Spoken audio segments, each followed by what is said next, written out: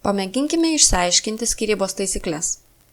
Net jų nežinant, vieną iš karto galima sugalvoti. Ką daryti, kad netilpdamas ženklas neperšoktų vienas pats į kitą eilutę? Jis peršoko į kitą eilutę tik todėl, kad prieš jį buvo padėtas tarpas. Tai šitoje vietoje panaikinkime tarpelį. Ir štai jis nebėra vienas pats, jis yra su skaičiumi.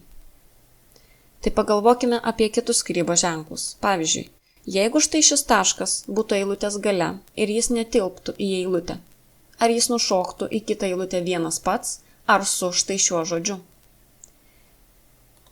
Jis nušoks į kitą eilutę vienas pats, jeigu prieš jį bus padėtas tarpelis. Taigi tarpelį išnaikinkime. Lygiai taip pat su šituo kableliu.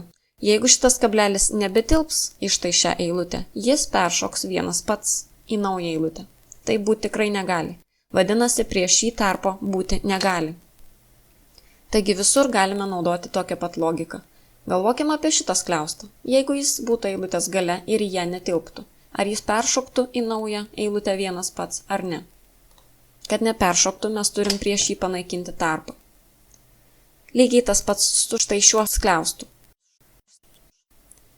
Jeigu štai šis skaičius būtų eilutės gale ir netilptų, jis peršoktų vienas pats, o štai šis skliaustas pasiliktų šitoje eilutėje. Taip yra negerai, todėl tarp jų panaikinkime tarpą.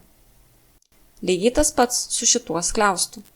Jeigu štai šis skaičius netilps šioje eilutėje, jis peršoks į kitą ir šitas skliaustas liks vienišas.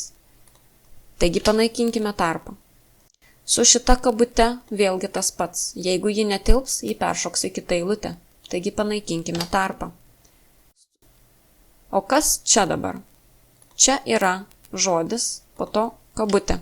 Šita kabutė priklauso šitam žodžiui. Toliau čia yra kablelis ir dar kabutė ir kitas žodis. Taigi šitie ženklai negali būti eilutės priekyje. Kad jie nenušoktų eilutės priekį, mes turime panaikinti tarpą tarp štai šių skyrybos ženklų. Bet jeigu žodis bjaurusis peršoks į kitą eilutę ir šitie ženklai pasiliks, irgi negerai, naikinkim tarpą. Bet visi šitie ženklai kartu būti negali. Reikia juos kažkaip atskirti. Jeigu yra labai daug skyrybos ženklų vienoje vietoje, visada bus taip. Eis du ženklai, tada tarpelis, o tada kitas ženklas. Kodėl? Jeigu štai šis teksto fragmentas netilps į eilutę, jis nušoks į kitą. O štai šis teksto fragmentas pasiliks.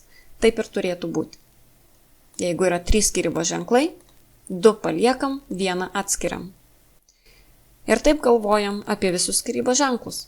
Na pavyzdžiui, kaip manai, kai yra 2 skyrybos ženklai, ar jos reikia atskirti vieną nuo kito ar palikti? Jeigu štai šis taškas netilptų, būtų eilutės gale, jis peršoktų vienas pats. Tai būti negali. Vadinasi, šitos skyrybos ženklus sujungiame. Ir šitos skyrybos ženklus taipogi prijungiame prie šito žodžio, kad jie nenušoktų į kitą eilutę.